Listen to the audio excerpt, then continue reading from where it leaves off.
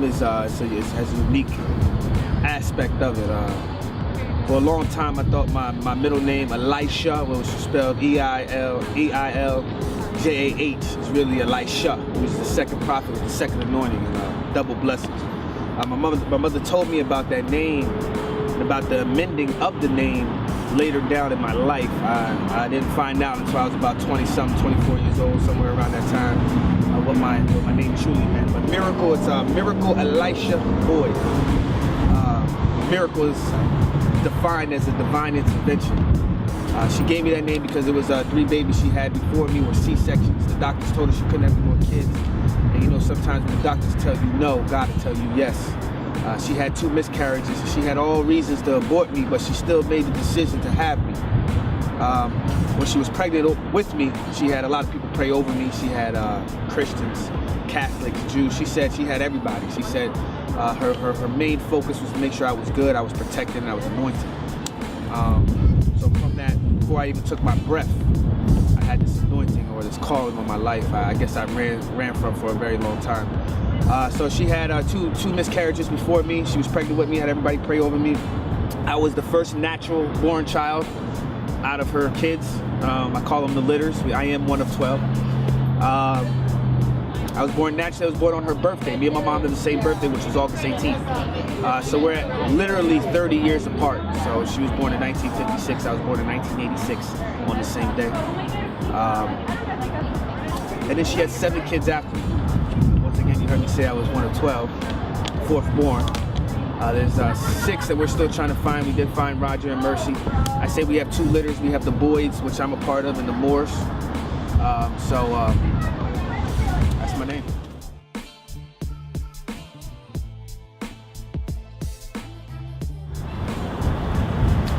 I guess the early years of my life was like, it's a little blur because obviously, you know, when you grow up, you know, a lot of things and events in life happens. So you remember some things and you forget some things. A lot of things for me were glimpses. Like I would dream or I have a vision of something that I might have been through earlier in time. Like a lot of things for me, I was a foster child, I was a lost child. You'll probably hear that in one of my songs, but that's really true. You know what I'm saying? From early years, all I had was my brothers and sisters, my older sister Demetria, my older brother Franz, my older sister Charia, which is the oldest, the head. She died at a young age, so I only got a small period of time to really be around her. But as far as in my early years, it started off 3 to 5 foster care, 5 to 9 grandmother, 9 to 13 uncle, 13 to 15 about and a half. I was with my sister, and from there on, I've been on the streets, spent a little small stint with my father, and from that on, been really just blessed and protected, actually. So 3 to 5 foster care. Before I even get into the story, really, truly honest, I had a dream that I went up to heaven and I seen Jesus, and I asked Jesus, and I was with him, and I felt the joy and the peace and the comfort, and I asked him, I said, where's my family? You know, where's my brothers? Where's my mom? Like, where's my family at? And he said, do you want your family up here? And I remember this very vividly, and this is something that happened to me when I was 3 to 4 years old, and I said, yeah, I want my family up here. And he said, okay, I'll bring them up. So as I was watching my family transcending up or extending up to me, I was coming down. He told me I had more work to do. He said, I know that I'll be in a big book, in the Lamb's book of heaven, but I also know I have more work to do on earth. And as I was coming down, my family was coming up. So from that moment on, I believe 3 to 4 months later, we all got taken away. Foster care came and got us. I guess my sister went to school with bruises, and foster care came and got us. I still remember the police officer when he picked me up from the house, and I remember my mom, you know, standing in the doorway, but I didn't see her face. I can only feel that was my mom and my stepdad behind her. He was very abusive male figure in my lifetime. Really put fear in us as a kid, you know. Put that dominating male figure as a threat more than a protection. But I remember the cop taking us away, me playing with his badge, and my brother running to the car, and you know, I felt that peace then. I felt like, okay, something's gonna change, something's gonna happen. Me, without knowing, going to foster care is not as good as the system it is now. I can tell you that. Back in the 80s, it was more of I take your money, I take your children, and I do what I wish with them. And that's kind of how my life went for a period of time until I was about 5 to 6 years old. You know, I had a foster care lady to where she used to throw us in the basement, and I used to eat bread and water and pray that the rats down there don't get me. You know, I used to watch my brother get choked out with the rag, and I used to think about my sister being hurt and abused, and I say, I can't wait till I get older so I can do something about it, you know. As I got older, I realized that, you know, the only thing I can do is pray, stay focused, and keep moving. So after foster care, my grandmother came and got us, my Nana, call her my Nana. My Nana came and got us out. Later down the line, I actually got to see the paperwork of her going to court and her actually fighting for us. You know, she called the shots. You know, she was the big mama. You know, she took me in, and my brothers and sisters eventually went with my Uncle George. My older sister Taria went with her side of the family, and it was good. It was good. Once again, I felt love. Once again, I felt peace. Once again, I felt, you know, I belong somewhere. You know, and in my life, my life story it consists of me continually to move and go to different spots and meet different people and see different things and really seek something more than what I see in the physical. It made me seek for something higher, because the physical kept changing, the materials kept changing, but my feelings and the way I felt usually stayed the same until I really got deep down into Christ. And so when I was with my Nana, she taught me how to read, she taught me how to play baseball, basketball. She used to make crates and a wood platform and put it up on a pole so I could shoot ball. She used to be in the backyard with me and throw baseballs with me. And for an older lady, she had a good arm, you know. I still remember that. She taught me how to read 15 minutes a day throughout the children's Bible story. When I first got with her, I think I was about in first grade, and they said my reading was poor. I also see paperwork on that too. When I got with my Nana, I transformed. It seemed I started getting A's, and I started to read and write, and I actually got to see what love can actually do to an illiterate child that has nothing at all. And I think that's part of my mission too as well, you know, to understand the difference. Some people say that we're trouble and we're ADD. It's not really that. It's that we need love, we need guidance, and discipline. Once again, by the time I was the age of 9 years old, you know, I was doing real good in school. You know, I was playing baseball. You know, I wasn't as good as I wanted to be in that aspect, but that would later change. When my grandmother died, she died in the same bed as me, and I really haven't really told the story to a lot of people, but my grandmother died in the same bed as me. She loved me. Middle of the night, I used to get up and I used to go get butterscotch candies and lay with her and watch Nick at Night. You know, Bewitched, I Dream of Jeannie. You know, the old school. Yeah, I might not know nothing about that right there, but that was black and white right there. You know, and I used to watch that, and you know, she used to make me once again, I feel comfortable. You know, I went through a lot from the ages of 3 to the time I was with my grandmother to like 6 years old. So, you know, a lot of traumatizing things. I seen a lot of things, and she understood that. So she would let me come in there and lay with her. You know, I would wake up every night in the middle of the night having dreams and nightmares, and she made me feel comfortable, man. I'll eat that butterscotch candy, watch the TV shows, and go to sleep and wake up for school the next day. You know what I mean?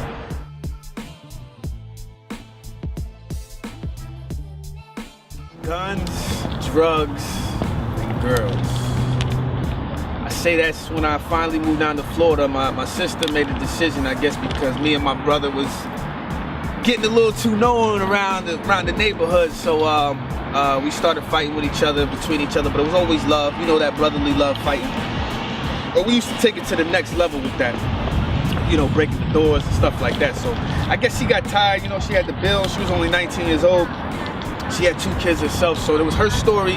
Like I said, my brother and my sister have their own testimony, but for me being a part of it, I seen my father for the first time when I was about 15 years old, and he came up to Jersey to see me, and I was playing varsity baseball for Pleasantville High School at the time as a freshman, and he came up there to see me, man. He brought me a baseball glove, and we had a conversation. We really didn't kick it off too well.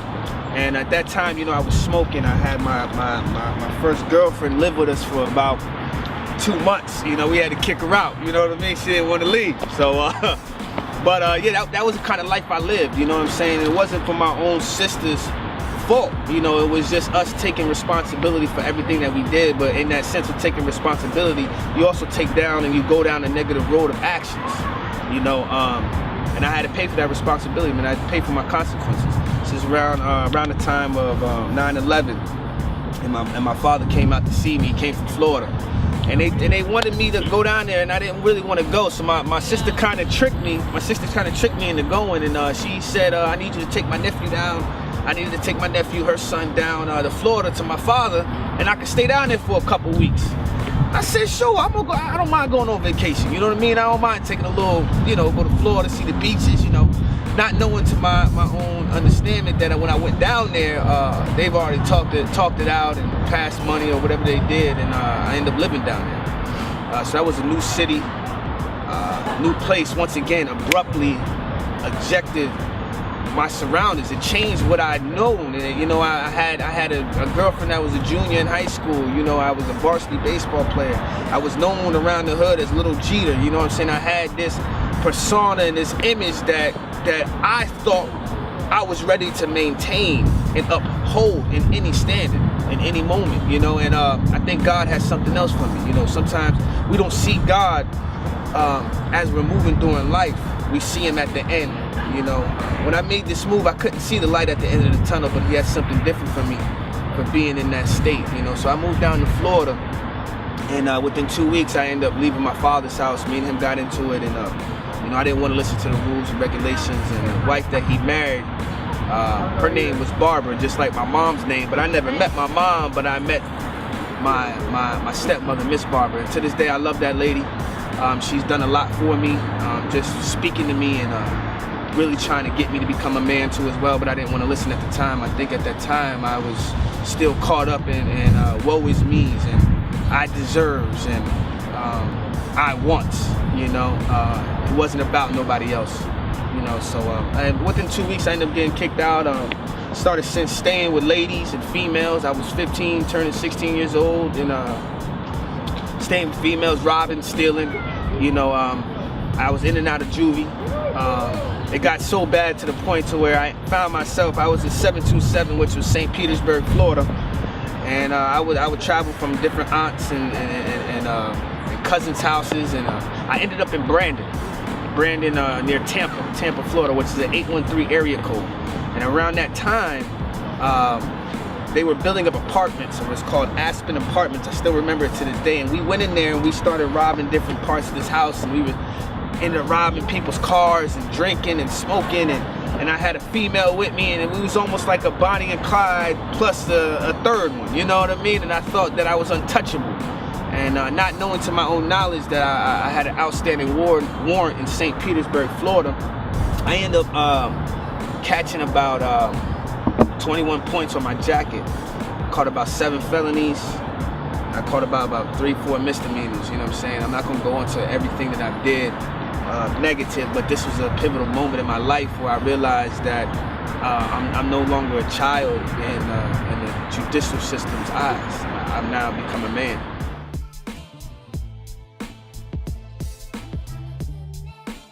October 10th, 2014 was the first time we ever touched down in Charlotte, North Carolina. This is where God has now built my foundation. Doing my music. I do have a spiritual hip-hop CD, a Christian rap CD coming out called Keep Seeking. He's now letting me work with the youth, the Boys and Girls Club. I'm starting on getting my soldiership class, so I'll be a soldier for the Salvation Army, the same place that we started off when we first got here. He has blessed me tremendously. You know, he's put people in my life that has my back, you know.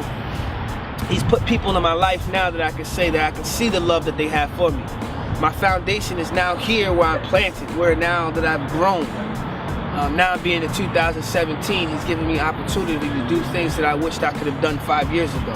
But if I would have had quit 5 years ago, I wouldn't be where I'm at right now. I wouldn't be standing on this rock. I wouldn't be sitting on his rock. I wouldn't be here. I thank God for the opportunity to be able to speak to you about my life, to bring you inside of my life and to understand that God can transform and change anyone if you give him the opportunity, if you choose. The biggest thing that we have in life that he's given us is the choice, the free will of choosing. When you start to choose Christ, you start to understand what he does inside of you. And I thank you for the opportunity, and I appreciate you for listening.